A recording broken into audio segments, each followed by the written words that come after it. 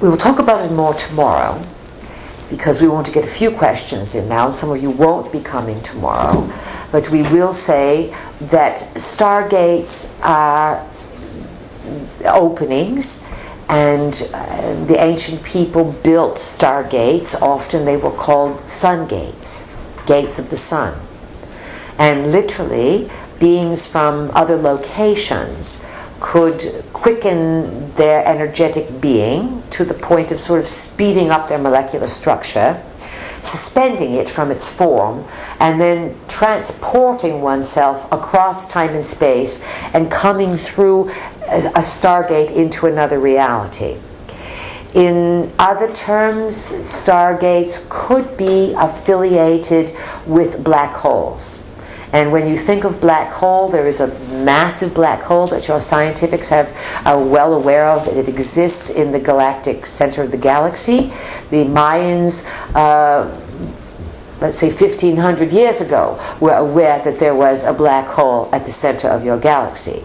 But the Mayan civilization was very galactically oriented because they used the mind, and they had some technology. I have a question about electronic images. Kind of going along with it's in the stone and it's in the bone, and I'm wondering about, I mean, you can hardly go anywhere today without having your image captured on some camera. Yes. Or some electronic device. And this is all desperation on the part of certain beings that are attempting to control and contract and frighten people from gaining their own power. Continue. Well, I was looking at some old photographs of, like, around the Civil War, and it almost seemed like, indeed, the soul of the people seemed to be coming out of these, like, photographs. And I was kind of wondering, like, what is the effect on us as a species of having, like, all of these images? Because, like, the stone and the bone thing, those seem to be like containers. And what is the effect of having all of these, like, electronic containers of our images? All right, now when Jennifer's saying stone and bone, she is referring to something we taught over the years. We suggested to you that information is stored in stone and in bone. And ancient people, when they built stone structures, they literally transferred their inner mind knowledge into the stone. The giants were very famous for doing this. The giants built many of the outrageous structures around the planet, and then, of course, it became the masons who picked this up, but things are stored in stone and in bone. It gets stored in bone because it is the accumulation of your own inner knowledge. If you are hooked up to the inner net and you have a body that's got bones in it, those bones tend to be, were by the Native American people and other people around the planet extremely revered because those bones could speak. Now, Native people, speaking of them, Jennifer has a predilection for you have native blood, yes? Yes. The Native people in this country and other places did not want their pictures taken. Do you recall that? Yes. Many people said, no, never take my picture, it will steal my soul. Exactly. Now, think about how many images people are on today. What is this doing? It's sort of taking a bit of a chunk of you here and there and everywhere, and that tool contributes to the fracturing and the sort of scattering of people. So the power of images is not just the pictures that you have to create reality, it is, and the pictures you're being bombarded with, it is also taking pictures of you and sort of splitting you up into these little itsy bitsy pieces.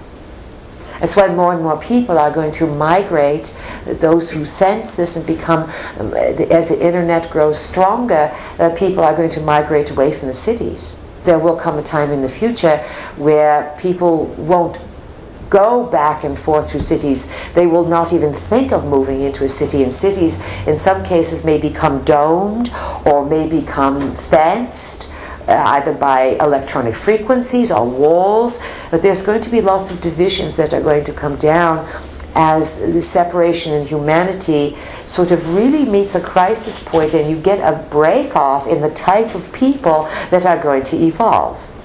A person that is innerly resourced and cosmically resourced, nature resourced, versus a person who eventually is so technologically run that they don't need food. That they will either be fed juice from a machine, electronic juice, or they will be fed some sort of compacted pill, and they will eventually not even need to eat because they will lose their humanity and their sense of senses and taste and touch.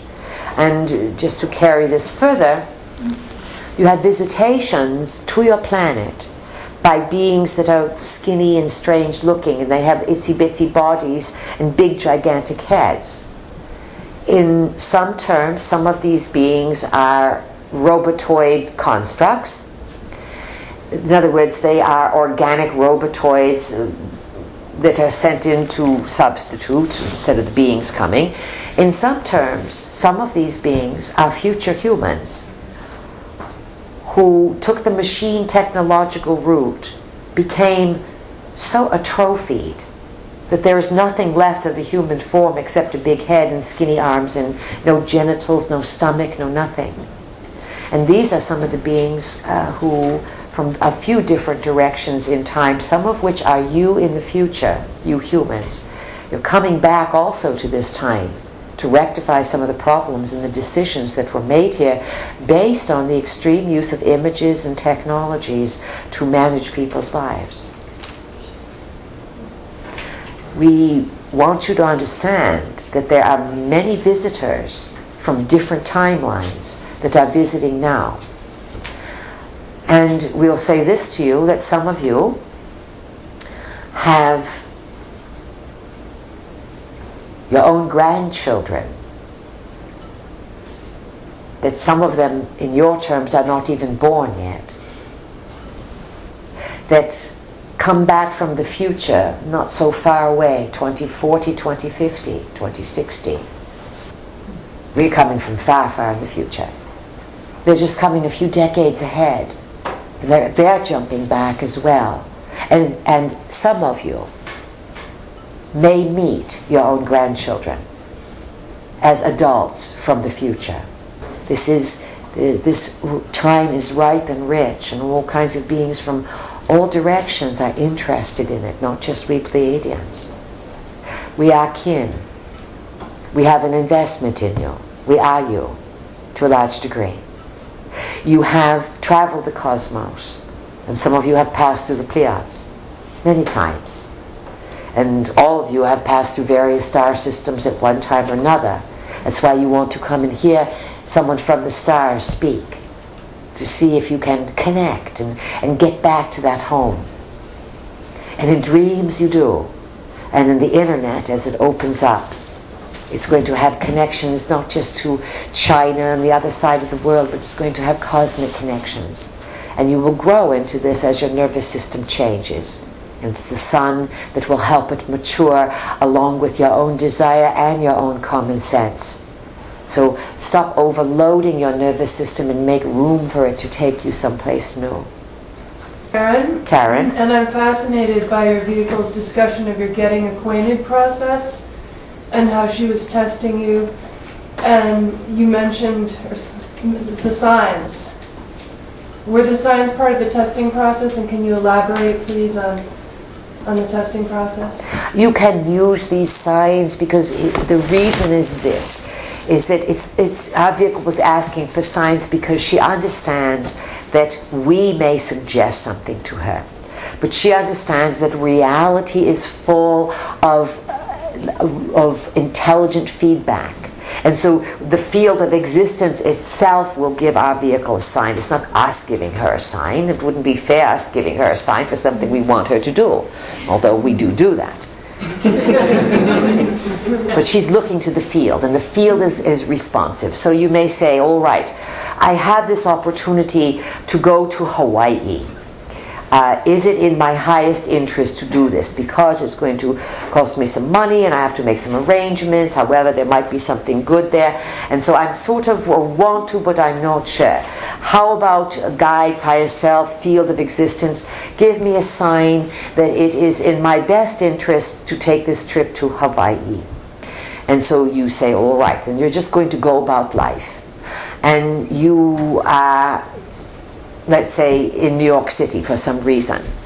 And you're waiting on a street corner to cross the street, and there a bus zooms by, and it's got a Visit Hawaii sign on the side of it. You say, well, whoa, that's pretty good, but that could just be a coincidence. It might be on lots of buses.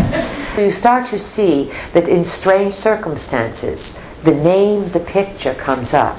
It doesn't tell you go, but it keeps showing up. This can happen in anything that you want.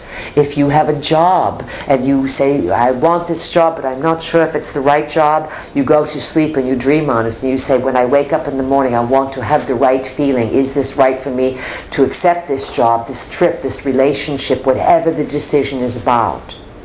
So there are many ways that you can get the answer, and the answer will be, in the communication about it, will be predicated on you saying, I would like support. I would like feedback to know, is this right for me in my highest interest? Is this a good idea? And do I have support energetically to proceed along this path? So you learn to read the signs, and you learn to ask for the signs, and you have fun with it. Bottom line, the signs don't make the decision, you do. And you must live, each of you, with responsibility for the decisions that you make. If you make a decision, and it turns out to be not the best decision, what you do is you say, listen, looks like I mucked up here a little bit. However, everything will work out more than fine. And that can change everything. So that even if you make a decision that's not in your best interest, as soon as you command that you want everything to work out in your favor more than fine, then it will. And this is what you always say when you meet any kind of disruption, catastrophe, calamity, anything. Car breaks down, it makes no difference. Someone gives you a diagnosis of a big illness, no matter what you hear, first thing you can say, I know this will work out more than fine. It will work out in my favor. And what doesn't look good will eventually bend in your favor. This is your power. This is your power. This is your right. This is your duty to live this way. Because this is how it works. And we want you to flourish with this, to accept it, to feel thrilled with it, and to really, you have a little over a month left of the summer, 6 weeks or something. Enjoy it. Say hello to the sun, look at the sun, take it in, and dream bigger ideas.